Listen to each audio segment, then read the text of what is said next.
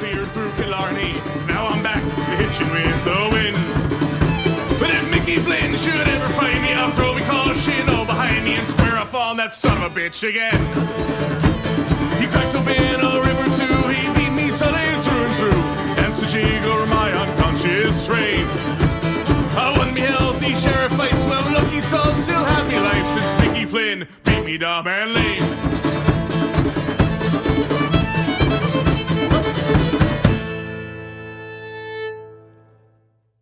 Hello and welcome to another episode or edition of Backyard Beers and Football. I am your host, co-host, Coast. Shane, he is your host, co-host, Coast. Rob, sir, how are you?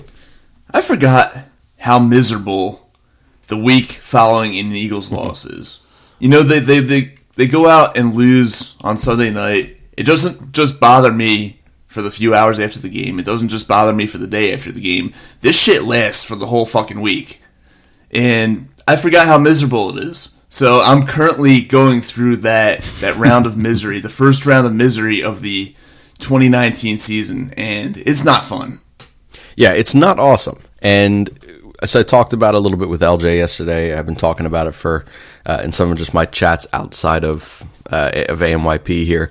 Week 2s are always just shit in the Doug Peterson era. So for the last 3 years, not great. And like you said, it should not ruin your entire week, but it 100% does. I was still walking around the house pissed off last night. Steph goes, "What's wrong with you? The Flyers are on." I said, "I don't give a damn." Philadelphia Eagles lost to the Atlanta Falcons. The Atlanta Falcons acted like it was their goddamn Super Bowl. Yeah, pretty much. I mean, they finally got Julio to make the big play at the end of the game. Yeah. After, 2 or 3 tries where he didn't? That is correct. Hey, we still beat him when it matters, though. It's true. And one thing that came from that is I still 100% do not fear the Atlanta Falcons. No, neither do I. I don't know how you can. We almost beat them with half a team out there. That's what I'm saying.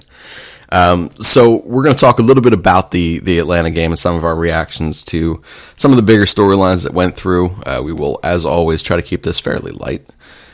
So, once again, offense comes out incredibly flat. Now, I, for one, sit there and understand that you lost half your team. You lost your 2 outside threats. You lost your second tight end, which, if you paid attention to how the Vikings took care of Atlanta, there's a lot of 12 personnel out there. It helped their run game. It obviously helped their pass game. Atlanta just couldn't hang with that. Well, Goddard's dead. Both of our outside receivers are dead. Couldn't really do anything. Yeah, but even for the 1 or 2 series before those guys all got hurt, they still didn't do anything. Both guys came into the game hurt. They came in banged up, yeah, but they're still out there, though. Still hurt. But still out there. Have you ever tried to run with that kind of an issue? Yeah, but if they're still out there, you still got to be effective. And they just weren't. I chalk it up to bad play calling. I chalk it up to Mike Rowe not being aggressive enough to start off football games. And this was the case in a lot of games last year. They started off soft. They started off not pounding the football, not wearing down the opposing defense. And then they had to rely on Carson coming alive in the second half and trying to lead a comeback like he did a few times last year. He did it this time. Defense gave it up at the end, but you've got to be more aggressive and more assertive with the play calls to begin the football game. Play calling, obviously, for the last 2 seasons has been atrocious. I think they have 0 points, I think, in the first quarter this year through 2 weeks. And I think they only have, 10 points in the first half total? That sounds about right, yeah. Around 10, so... They had 7 opening week. Would they have 3 at halftime? I believe. Yeah. So, again, not good. And no one's going to sit here and say that it is. And you can blame Mike Rowe. You can blame Deuce Staley for the way that he handles the running back rotation there. You can blame Doug. You can blame almost anyone that has 2 cents into this particular game plan and this ideology of how they're scripting out these first 15, so to speak, right? So I talked about it again a lot with Elle. We watched the game together. I can't put a finger on it. You say it's play calling. To me, I still feel like this does come down to the players. Like, ultimately, yes, your play calling is not great. That scripted first 15 has not gone for 2 years the way that you anticipated it to go. But these players, at the same point, how many times did we see Miles Sanders try to take an extra juke, an extra step out, rather than just going forward for the extra two yards that he may get? Those 2 yards make a big difference when you're instead losing 3. It's a 5-yard swing. Yeah, without a doubt.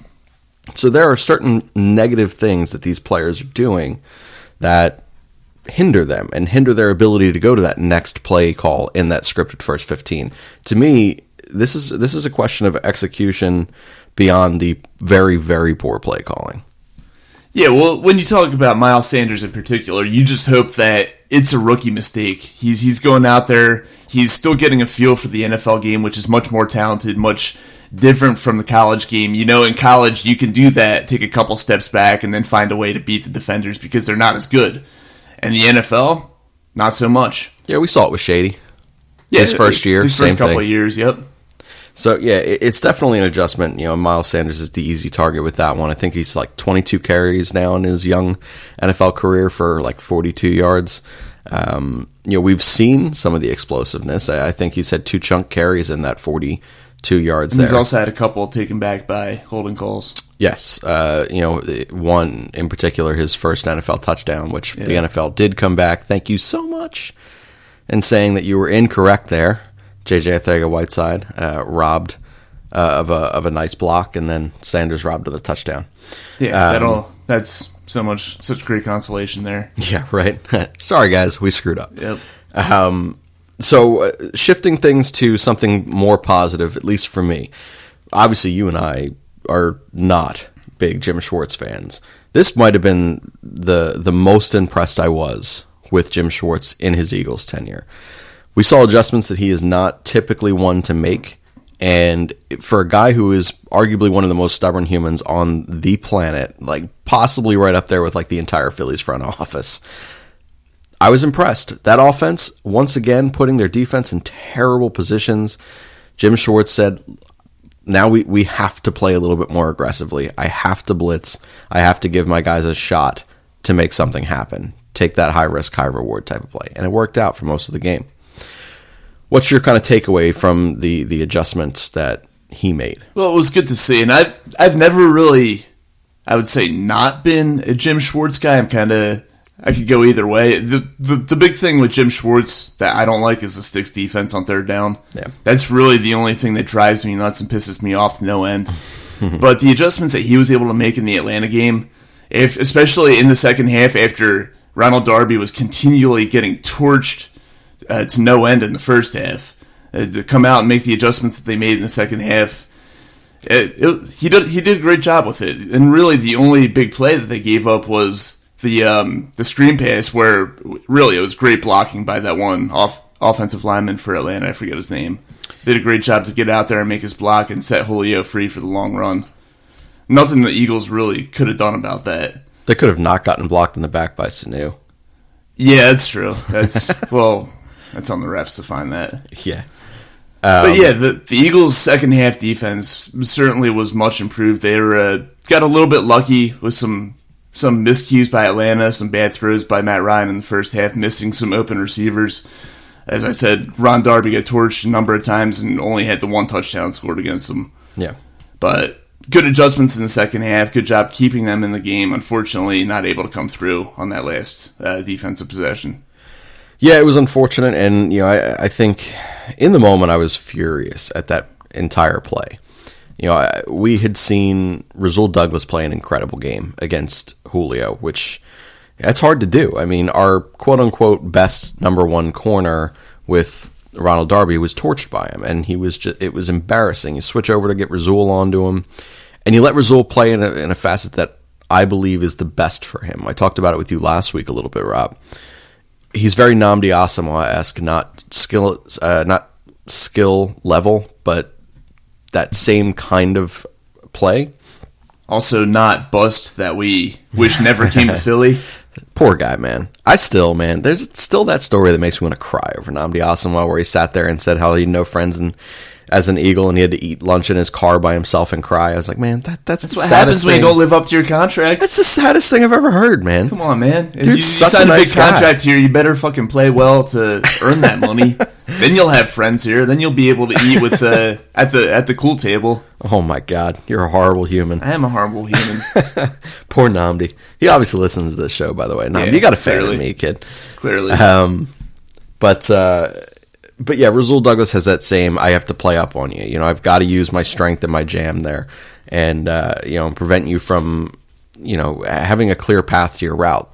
That's not Jim Schwartz. Like, that's not what he wants to do. He wants these guys 6, 7, 8, 12 yards back at times, giving all the cushion in the world, saying, sure, you're going to take everything underneath, and we're going to rely on your moves afterwards to get you your yards. But we're going to give up 5-yard passes all day and not give a damn.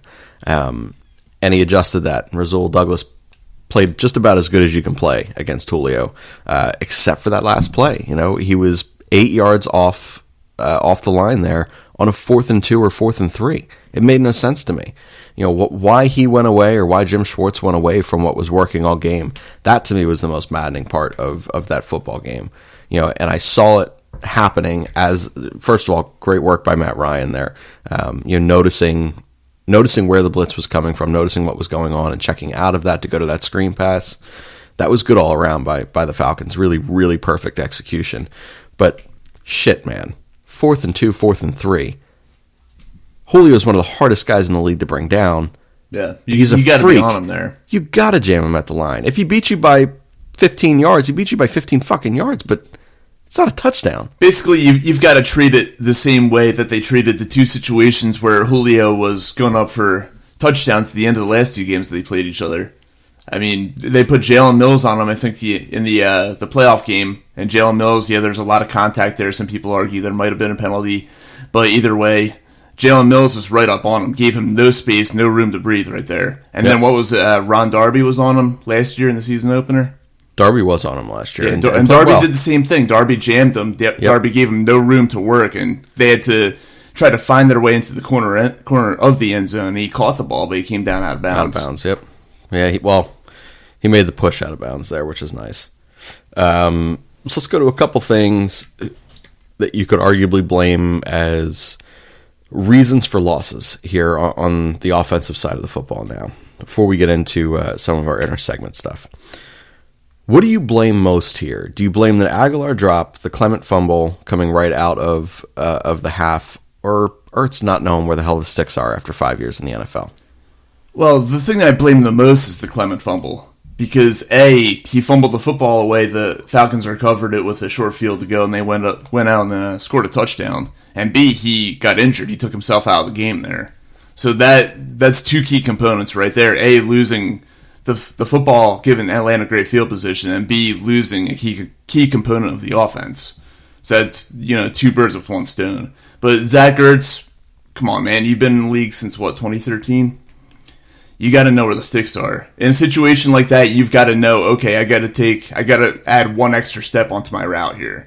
Yeah. And he didn't do that. And we all know when Zach Ertz catches the ball, as good as he is, he's not going to break tackles. Never has, never will. Actually, that's incorrect. He has broken 1 tackle before, and then he fumbled because he's not used to it. I don't remember which game that was. I feel like it was the San Francisco game, but I could be wrong. I think he broke a couple last year. Maybe. Yeah. I don't recall them. So, but he is maddening in that respect. But yeah, so three really key things here that happened at differing times. Obviously, we had momentum there. We were getting the ball back at half, and we know that since the start of last season, second half is where our offense kind of finds its groove and where the defense kind of settles in. Getting that football and getting good field position and allowing Carson and Doug to go out there and have had that opportunity to sit there and make the adjustments needed, we needed that. And LJ said it yesterday on Kelly Green Hour, that changes the complexion of the entire game. Maybe we go down, maybe we only get 3, but that's a 10-point swing right there. That's not an Atlanta touchdown, and it's 3 points for you. It's that there are things that could have come from that drive that you really didn't need it. That you really didn't need. Then the thing that's questioned constantly is can Carson win close games? Can Carson win on the road against decent teams? He did what he had to do. And he did what he needed to do, and he put a ball right there for Nelson Aguilar, and I feel terrible for the kid because everyone is going to forget all the good that he has done over the last 3 years and just go right back to Nelson can't catch.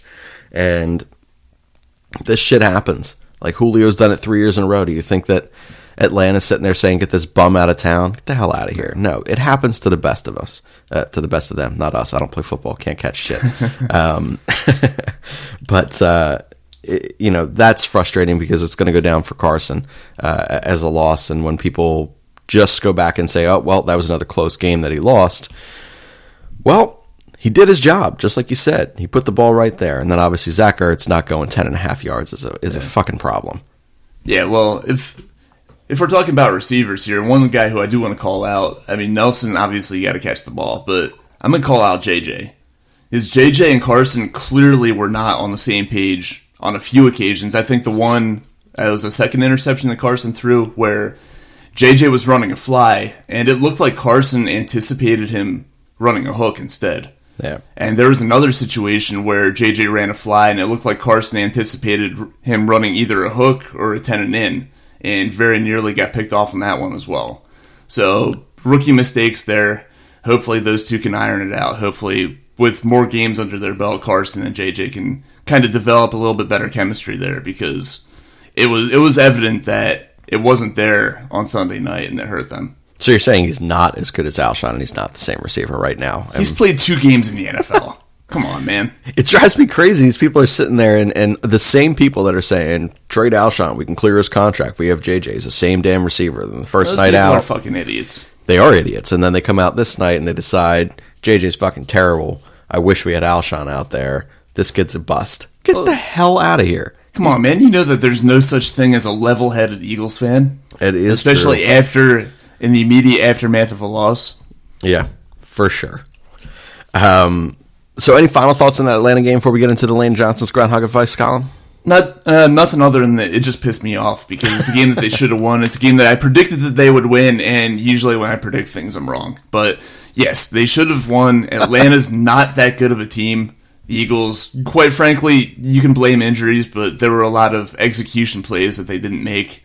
And they shot themselves in the foot a number of times, and I just hope that they piss themselves off and they come out firing on Sunday against Detroit. Well, we've seen the adjustments made after week 2. Starting 1-1 seems to be the way to go for Doug. Yeah, remember 2 years ago they lost week 2 out in Kansas City and won 9 games in a row after that. Yep. And we have a similar type of matchup, I would say. Is the following week then we went to San Diego. And this week we have Detroit, and there's a lot of similarities to both offenses and defenses from 2 years ago, San Diego, to this year, Detroit. So going to be curious, going to be a fun watch for week 3, and I think I'm probably going to break at least 1 or 2 remotes. So we're going to roll into the Lane Johnson's Groundhog Advice column of the week, and we're also going to go over our WhatsApp chat, which was a little quieter this week because someone, me, forgot to post that we do, in fact, have a WhatsApp. So we only have a few of those, but if you are listening to this segment, by all means, please be certain to get at us at the WhatsApp chat. You could do that by www.alwaysnextyearpodcast.com. Go to the contact page, scroll to the bottom. You can click the link there for the WhatsApp. It'll give you all of the information needed, which is, I think, essentially just make sure that you have the app, and then you can begin texting us immediately. And then you will hear yourself on this show. One thing you can also do while you're doing that is to rate and review, which I said I was going to do at the very front end of this podcast and I already forgot. So be sure to rate and review this podcast and all AMYP podcasts. We appreciate it. All of your words, all of your encouragement, or if you want to bash us, that's fine too. But if you bash us, just so you know, we are 100% going to rip you on this show. At least this segment. The other guys might not. They're soft.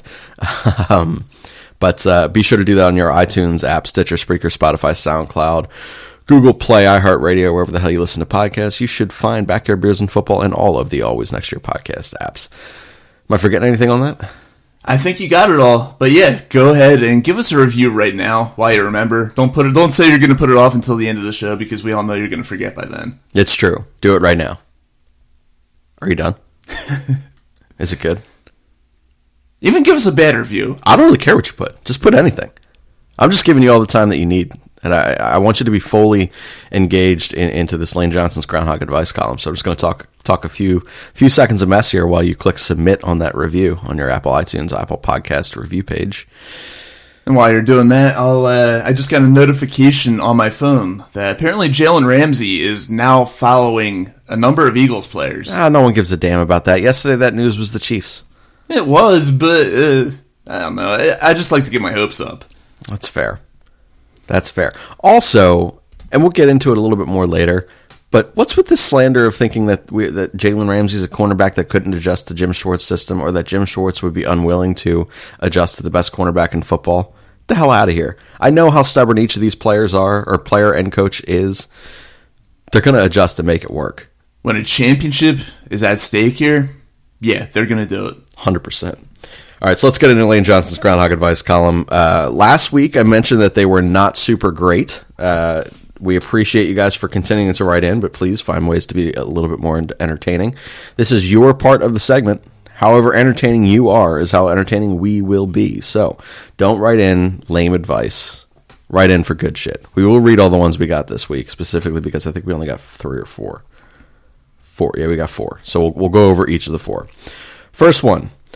I'm new to podcasts, but enjoy your show. I don't know if you do this, but if you had to recommend another podcast besides yours, what would you go with? I have an hour commute each day, so I wanted a different show to listen to each day of the week. Help me fill my podcast slate. So you're saying we're not good enough to listen to every single day?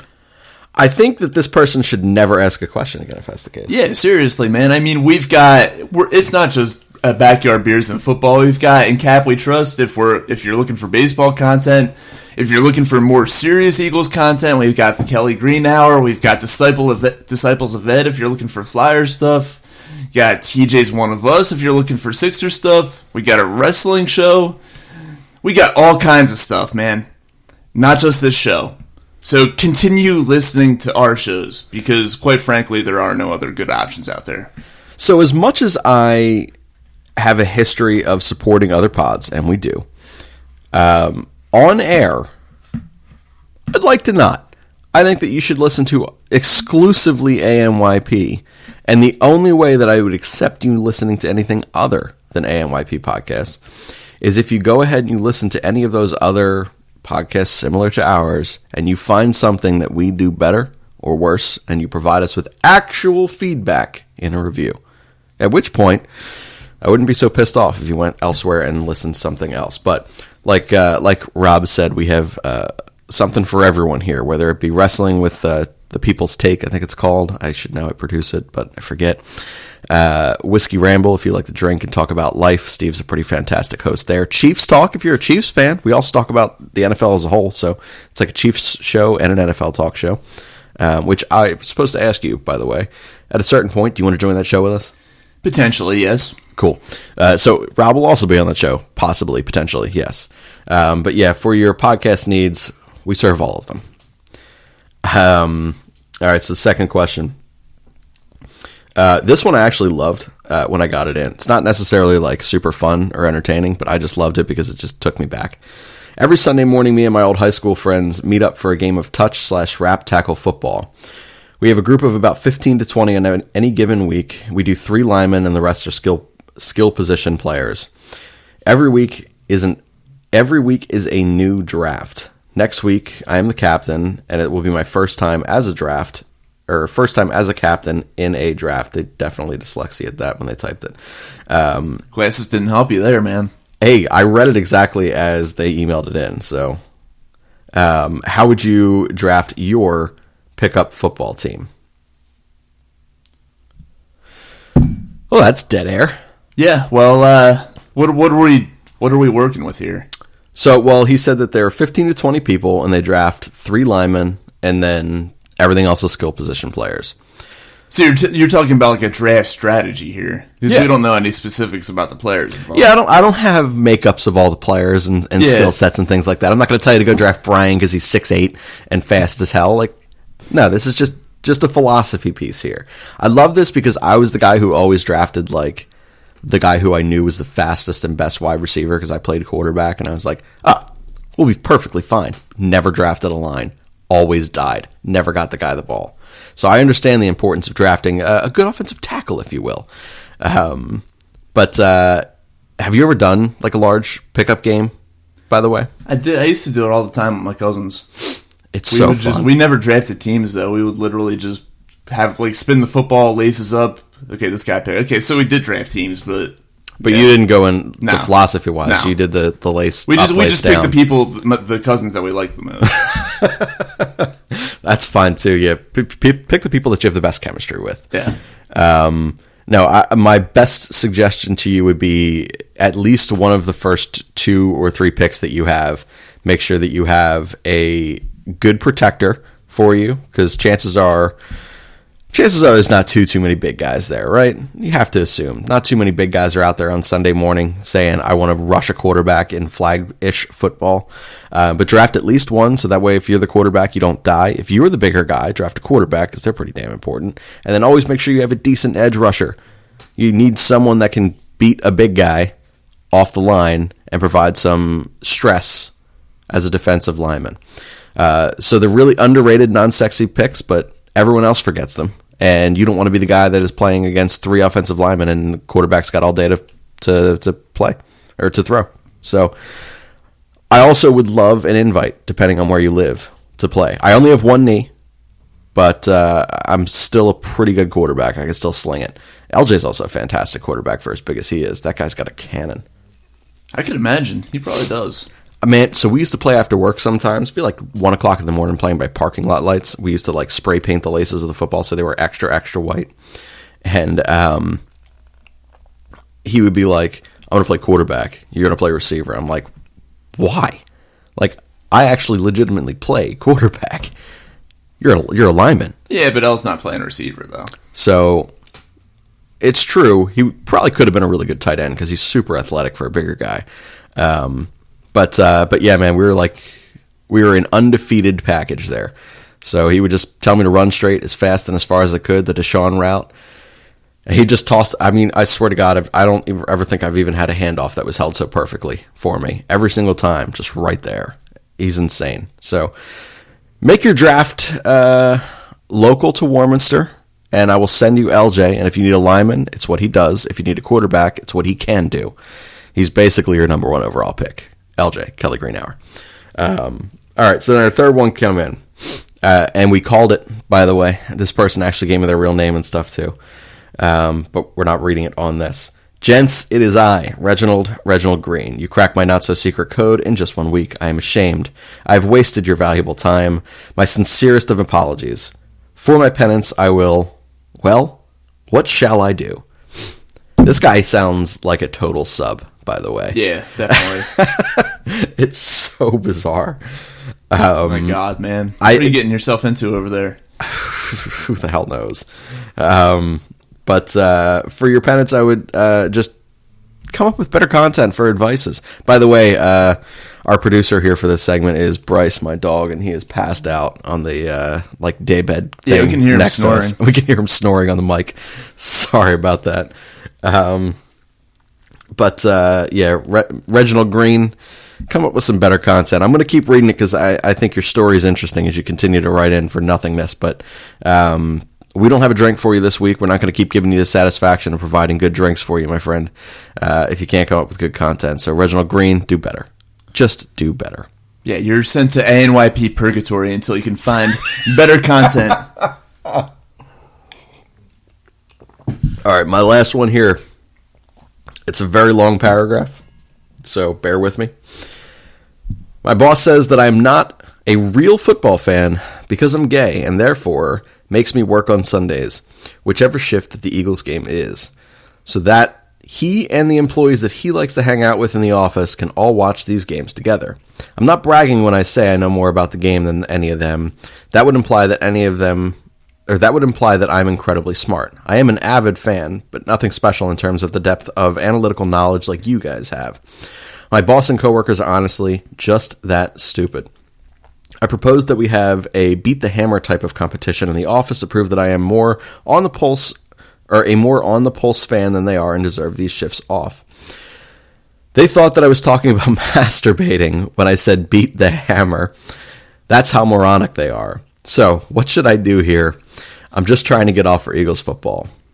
Well, first off, thanks for complimenting our analytical knowledge, or whatever you want to call it. They have to be a listener of the Kelly Green Hour. Yeah, it's I don't know how much we know about analytics here, but And second of all, it's pretty fucked up that they make that assumption on you. Right? That's like, come on, man. I hate being that one person who says it's 2019, but it's 2019. Come on. Oh, I'm that guy. I say it all the time now. Yeah, I'd never say it, but in this occasion, I will, because it's like, come on, man. Right? Like, what the fuck are they doing? And they don't know what Beat the Hammer is. They don't know what fucking Beat the Hammer is. So clearly they don't listen to the more popular radio station, the one that's actually the flag carrier of the Philadelphia Eagles. Yep. They don't listen to it. So how can they call themselves fans, you know? I propose that Rob and I come and host our own Beat the Hammer there with you. And by the way, I could beat the shit out of the camera any day. Yeah, the camera's a punk. Yeah, he lines himself up with these cupcake questions. Yeah, little sisters of the poor for his opponents who get like 0 or 1 right, and then we have L texting us in the group chat being like, "I kind of could have gotten all this." Like he probably could have, but L's insane. Yeah, the massive amount of knowledge that he has is crazy. But yeah, man, that's fucking terrible, and I am sorry that you work in an environment such as that. So we've had a couple like not great work environment questions so far in the 4 or 5 weeks that we've done this now, or 3 weeks, however many it's been. Yeah, y'all need to leave your fucking jobs. Right? You guys need to get the hell out, and you in particular have a freaking lawsuit on your hands, by the way, yeah. if that's the actual case of this full story here. But I'm offering up my services, and therefore, by association, also offering up Rob's. We will show up to a bar of your selection, maybe of your selection, and depending on where you live, and we will host a Beat the Hammer for you. We'll see, and we will make the determination who the hell gets off in your company on Sundays for Eagles football. It's going to be you. Any final thoughts on that one before we swing into the WhatsApp chat? No, I'd like to have a few words with that boss of that last person there. I know. It's kind of, I mean... Do you think... There are so many people, by the way, that like are just such fake football fans, and it's just because it's the cool thing to do. Yeah. They're fans. I get the impression that that's how everyone in this guy's office is. They're like, oh, it's football Sunday. It's like that one, this one complimentary character on the league. I forget his name, but totally acts like he's a football fan, and he's not. I forget his name. Me too. All right, so that pretty much, that concludes the Groundhog advice column for this week. Like I said, we've been taking a hit here the last couple weeks. Just remember, as entertaining as you'd like this show to be, it's as entertaining as you make it. Our 2 driving subcategories of this show, outside of just talking Philadelphia Eagles football, is an advice column for you. Be creative, send us good stuff, and then this WhatsApp chat. So feel free to always message us. Again, it's www.alwaysnextyearpodcast.com. Go to the contact tab, scroll to the bottom, send us a text via the WhatsApp. We will message you back, whether it be during that game, after that game, what have you. But this show is basically built for you by you. So whatever content you give us is what content you're going to get. So be fun. Be better than Reginald Green. That's all we can say. Be better than Reggie Green. Reggie? We say we're calling? We can't give him Reggie. Reg? No, Reggie's taken by Reggie White. That's what I'm saying. That's maybe Reg. Reginald's too long. It's too proper.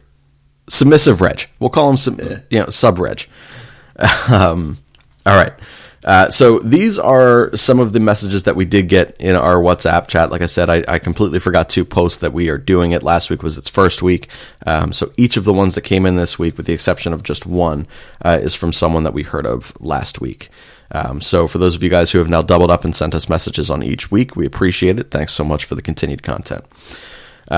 So kind of just going to use this going forward as kind of like a mail take kind of bag. So when you guys have a fairly severe take, we're going to discuss it and we're going to give our points of view on it. When you have a question, we're just going to answer it. And if it's something that's kind of just ranting, venting, I may formulate it as a question and just use the thought from you, and then we'll use it as kind of talk points. So this is how we're going to get a little bit more Eagles football talk onto a show that is basically talking about nothing.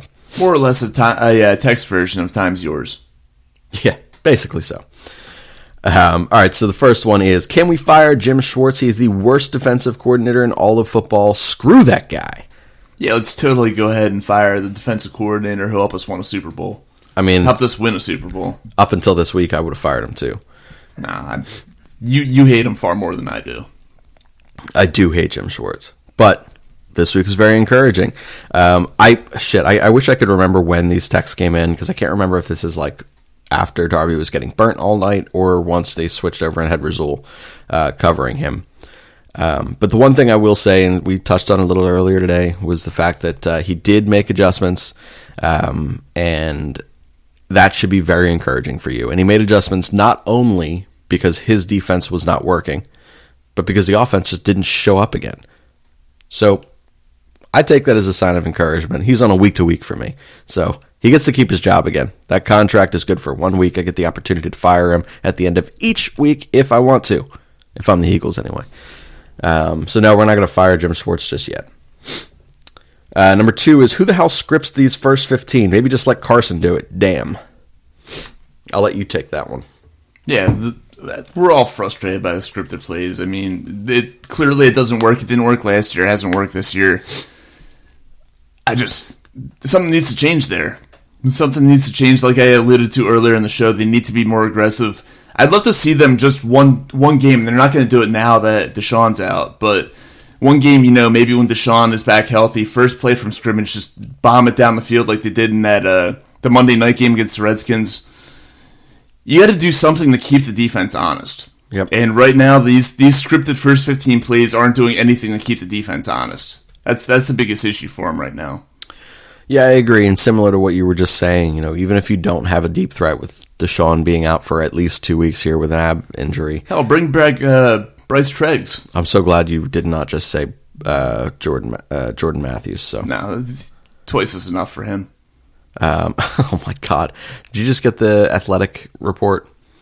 It just said the Eagles are canceling practice today because of how many freaking injuries they suffered, which definitely leads us into... No, but I just got the group text from Mel because L's on top of everything. Only everything with Eagles football. Anything else he's not good for.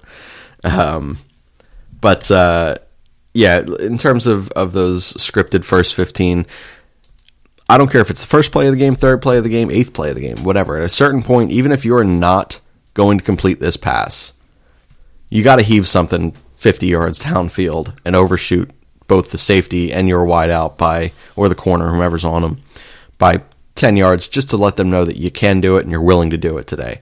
I don't care if you push it to the sidelines and you just happen to let that throw fade out of bounds a little bit, even when you know you're not going to complete it due to tight coverage. You just got to do something that doesn't allow them to sit there and just bring everyone underneath and inside that box. It just doesn't work. So, yeah, not great play calling, and a really bad scripted first 15. So, this week, can we be honest, though? Like I said, I think I said it earlier in this show. I may have said it last night in Kelly Green Hour. Obviously, their game plan was Goddard and running the football, and Goddard was dead. They didn't have another tight end, which is part of the next question. Whatever first 15 that they used there, or their first few drives that they used in Atlanta, was not what they scripted. You can tell. So I think the Atlanta game's a little unfair to judge the scripted first 15 on. Next one that came in was body bag game number 2. Which injury is the most concerning, and why don't we have a third tight end? So, which injury is the most concerning for you, Rob? What teams do carry 3 tight ends? Most. Do they really? Yeah. I mean... Yeah, most teams. Well, we have 2 of the most talented tight ends in the NFL, so I don't think that was a huge concern to them going into the season. So that's why they don't have a third tight end, because they had 2 of arguably the top 5, maybe even top 10. Or I should say top 10, maybe even top 5 in the NFL. So that's why they don't have 3 tight ends.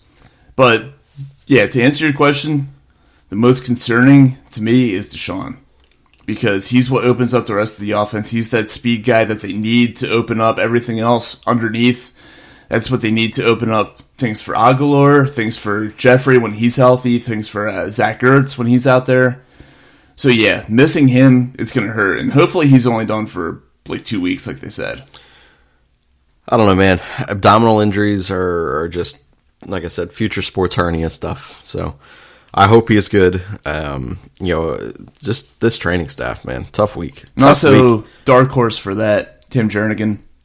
Tim Jernigan's mine. Yeah, that's a rough one right there. When two of your top three interior linemen are hurt and gone for the season, both with similar injuries, we think Jernigan's gone for the year. He has been first reported he was done for the year, then reported that it was 4 to 6 weeks. Same thing with Malik Jackson. He was originally reported probably 6 to 8 weeks, and then he was done for the year. So, just overall, this city and the medical staff, I feel like it's the early 2000s of the Mets. Like, we just took their entire medical team and we're like, this seems like a good idea. Give it to all the teams. The Sixers, with Joel Embiid, his injury status is always changing. Ben Simmons for his first year, like, it's atrocious. The Phillies, Kutch, Robertson. Well, Kutch is a freak thing, but Robertson, Sir Anthony, Neshek, all those guys. Yeah, everyone. So this entire city. And I've said it before on all these shows, how the hell can we have some of the best hospitals in the country and some of the worst sports athletic medical staffs in all the country? Speaking of which, Corey Dickerson just went for being out for 2 days maintenance to being done for the season. Right. It's absurd. Our best bet. Yeah, it's pretty not great. We'll talk about that next in Cap Trust. We will, yeah. But for me, it's Timmy Jernigan, just because so much of what Jim Schwartz wants to do is creating pressure with his front four. Well, Fletcher Cox has 2 tackles in 2 weeks. Brandon Graham and Derek Barnett, while I think are both fantastic, when you are constantly being doubled, or at least one of the two of them is, really ineffective. Not getting. I don't think we have a sack. Do we have? We have 1 sack, right? Tim Jernigan has a sack. Yeah, Jernigan. I think that's the only sack we have. It was in the first week. Yeah, Washington. Sendejo had a sack too. That's on a right. blitz. He did. Yeah, came on with that blitz. Yep. So, but it's not enough pressure. So for me, in order for a Jim Schwartz defense to work, you are relying a lot on your front four to really kick the hell out of that offensive line, and they are certainly not. And right now, he's going to need to dial it up with the secondary. He's going to need to send some more blitzes, send Sendejo on blitzes, send Jenkins on blitzes, and also not play 8-10 yards off the receivers all the time. That's going to be the biggest thing. That's the most key adjustment that they can make now with the depleted defensive line. Yeah. Fourth one we got in was Nelson Aguilar should be... Oh, this one did piss me off. Nelson Aguilar should be left at the hotel in Atlanta. Carson gets the L, and he doesn't freaking deserve it. That's what you get when Deshaun and Alshon are hurt. A no-catch version of 2016 Nelson. I guess this person forgets last year the ball slipping through Alshon Jeffrey and his hands. Or forgets how good Nelson was in 2017. Come on, man. You just lost your top 2 receivers. You want to leave your third best receiver at the team hotel? You really want to have Matt Collins out there on the field every single play with Arcega-Whiteside, who looked completely lost in the second game. And then you want to open up the possibility of actually, like I alluded to before, bringing back Bryce Treggs. No go on the Bryce. No go on the Bryce Treggs. We already have one Bryce here in Philly. We do. He's enough for us. Yeah, I can't even with that question. All right, this one also made me laugh, so I'm just going to read it. We're not going to actually discuss it. But if I hear any Carson slander on your show, I will blast that out to my following and call you idiots, all for your fake Philadelphia Eagles fandom. Don't worry, we're not John Marks. We are not John Marks. This did just make me laugh because I tried to search this person on Twitter just to see. I was like, man, I wonder if we could slander Carson right now, and then just use that as a reverse media thing, or reverse marketing thing. Just beat the hell out of him, see if this guy actually means what he says he means. Can't find his Twitter, so mystery person. No idea who the hell this person is. Does he even exist? I assume. But that was funny. And then this last one I did find interesting. We're not going to do it, and I'll explain why in a moment. But you guys need to, Barstool style, set up a live stream of you guys watching the Birds games. Shane's Twitter last night was fire. Don't ever call anything fire. It's ridiculous. I have to assume that he's even more high-strung in person. I am, by the way, much more high-strung in person than I am online. Just ask Stephanie. It's true. Yeah. Jesus. She's a saint for sticking around. But no, we're not going to sit here and directly steal the ideas of something that is incredibly, incredibly successful and try to be a knockoff version of it. We are not something that is going to be sold off the back of a truck because something slightly off compared to the real thing. We want to be the real thing. So we may at some point incorporate some additional video. We've been messing around with video in studio for the last couple weeks now here.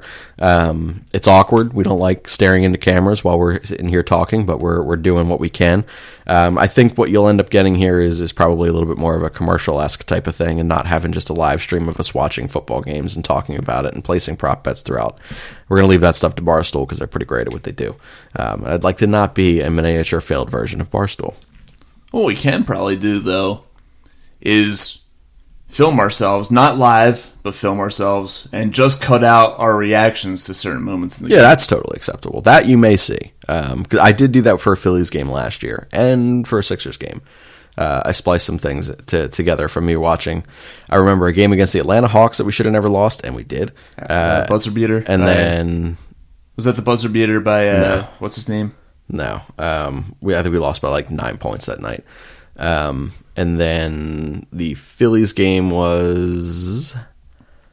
I feel like it was against the Mets. Another game that we lost. I can't remember. But yeah, we did lose in extras. It was pretty terrible. That was way back in like April or something, I think. It was last year. That was? Yeah. Okay, well we lost like I think we went like 6-12 against the Mets last year. Was not great. All right.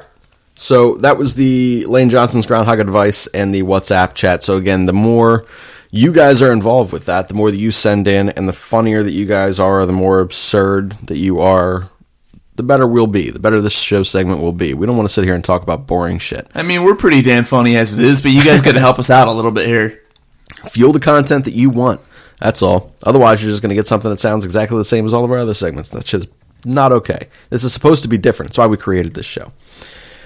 All right, so we went a little long in that mid-segment there, so we're going to really quickly just go over a couple things in preview for next week against Detroit. So what changes would you ultimately like to see made, Rob, from both the offense and defense? Honestly, the only change I want to see made is I want to see them be more aggressive, as we talked about a couple times. Be more aggressive with the opening play calls. Take a shot downfield at some point. Without Deshaun, maybe not a shot towards the end zone, but I'd like to see them go at least 20 yards downfield within the first 2 or 3 plays of the game. Yeah. I would like to see, like I said, if nothing else, just to keep a defense honest and to let them know that even if you don't have the pieces to do it, you're still willing to take the shot. It's really important. It's going to help out your run game, and ultimately it'll help the passing game underneath as well. The one thing that I want to see changed is obviously they're not going to fire an entire training staff, but I would just like to see the extra precaution taken and the extra work being done, especially on soft tissue areas, to keep these guys healthy. You know, to go out there, we can't be having calf injuries and hamstring injuries and quad injuries and shit that's avoidable. You know, shit that if you stretch out appropriately and if you're treated appropriately before the game, and you know, this stuff it could be mostly avoided, and it hasn't been. So I'd like to see the extra time out there for some of those trainers and conditioners. Yeah, don't want these players to end up having ACLs like yours. Thank you for that dig. I appreciate it. It's fine. I made that same dig to Steve earlier this week. So it was more than rewarding to do it to somebody else. All right, so offensive and defensive standout stars of the week for this coming week. Who are you going with? Offensively, it's going to be Carson. Okay. Just because the weapons aren't going to be there. He's going to need to do it himself. And by and large, he did do it himself in Atlanta. I mean, at least in the second half. Yeah, he was absurd. Yeah, he was awesome. That throw that he made where his knee was about 2 centimeters off the ground, that was ridiculous. Yes. Yeah, but it's going to be Carson offensively, and defensively, I'm going to go with Malcolm Jenkins. Okay. For me, I am going to go with Jordan Howard. This feels like the San Diego game, like we've been mentioning, where Lagerett went for like 125 yards or whatever it was. That most ridiculous stiff arm of all time. Yeah, on the way to what? It was like a 48-yard run or some shit like that. It was like almost 60, I think. Was it really? Mm-hmm. Yeah. So it was absurd. But to me, this feels like the week where Doug and the offense acknowledges what the running back that they traded for in the offseason is and what he can do for this team and helping the positive net yardage there. So this to me feels like a week where Jordan Howard may get 20 plus touches in the run game, plus a couple of receptions. So I think he's going to get a lion's share of the work there. And then on defense, I'm going to go with Derek Barnett. So he's a guy who's made a couple boneheaded decisions out there on the field, but he's a guy whose motor has been very high, and he is one of 3 healthy pieces in a line that originally had 6 healthy pieces. So I'm encouraged by what I've seen. I'm also concerned at a couple parts. Like I said, he's, for a guy who's on the line and staring at the football, it's amazing that he can be offsides as frequently as he is. Everyone knows I'm a big Barnett guy. So well, he's got to step his game up, because we all know that Chris Long comeback talk is only going to get fueled up a little bit more every time he does something wrong. It's true, and with every other injury that passes. So that's a big one there. We won't talk strengths and weaknesses of the Detroit team. Connor and LJ will take care of that on Kelly Green Hour later in this week when Connor's back from vacation. So we're going to jump right to predictions on ours before we get to the Rate the Drink segment. So let's go score prediction from you. I'm going to go the Eagles 27 and the Lions 17. Okay. So I also, that's not true. So I'm in 2 different pick'em pools, and in one league I picked the Lions, and the other league I picked the Eagles, because I can't freaking figure this week's matchup out. But I am going to go for the official stance here, since it's the Backyard Beers and football. So this one is the only real one. Don't pay attention to the ones that I have money on. I am going to say that the Eagles win 24-20. Too damn close, man. Look, there's just a gunslinger mentality of F you, I don't care from Matt Stafford, because why would he? He's in Detroit. Like, he could do whatever he wants. It really doesn't matter. And there's like a desperation there that just terrifies me. But again, for more in-depth talk on the Detroit game or a more in-depth recap of the Atlanta game, you can always listen to our partner, AMYP partner segment. It is Kelly Green Hour. I almost gave them my name. Yeah, well, it's kind of hard to remember them when they're the secondary Eagles podcast here. Yeah, well, it is tough, but we appreciate their efforts. So we're going to go now to wrap this up, our Rate the Drink segment. So obviously this was not a great week of Philadelphia Eagles football, and thus not a great week of life, because here in Philadelphia, how the Eagles do is how our weeks go. So this is the part of the segment where Rob selects an alcoholic beverage to his liking for this week, and me as the sober one will rate that based on the story and decisions as to why and what goes into the drink itself. All right, well, for this week, I figured after a loss, I needed something with a lot of ingredients in it. And so I went on Google. I found a drink with the most ingredients in an alcoholic beverage. It's called the Commonwealth. It has 71 ingredients from all over the world. I have no clue what they are. I'm not going to go read through 71 ingredients. But what the fuck? Yeah, it's probably a really fruity drink, but I need a lot of ingredients to overcome an Eagles loss like that, and 71 is plenty enough for me. So the drink called the Commonwealth, if you want to look at what's in it, you can go on Google, type the Commonwealth alcoholic beverage, whatever. Or just Google the most ridiculous alcoholic beverage is what I did. And you'll find it, and it'll have a list of all the ingredients there. And it should be enough to overcome an Eagles loss. All right. It has Devil's Claw, Bitter Leaf, Taro, Chives, Rose Hip, Cacao, I don't even know what the hell that is, Wild Raspberry, Cassava, Prickly Pear, Utazi Leaf. This is good work by you. This is an absurd So it amount is a of fruity drink. Papaya, it is. Citronella, cashew nut. First of all, I see the size of this glass. There's no way that you get 71 ingredients in there. That's absurd. This has got to be like 71 ingredients into a pitcher, and you got to make this shit for like a household. It's got to be. Finest athletes competing in 17 sports over 11 days. This is good work. Well, with that being said, I could probably drink the whole pitcher after that game. This is good work by you. Since you didn't go over the 71 ingredients, and since it is a little fruity, I'm not going to go as high as your highest score, but it's a respectable drink nonetheless. And if you can go ahead and find a way to secure 71 obscure ingredients to make this particular drink and make it successfully, I'm I'm impressed. So if this is the drink that you're going with, we're going like 7.9 here. And if you actually make it correctly, maybe you push that up about another 0.6, 0.7 points. Well, who knows where the hell I'm going to get all these ingredients from? I'm probably going to have to dive down to the Pacific or bottom of the fucking Pacific Ocean or some shit. I'll probably find that Malaysia plane down there while I'm looking for these ingredients.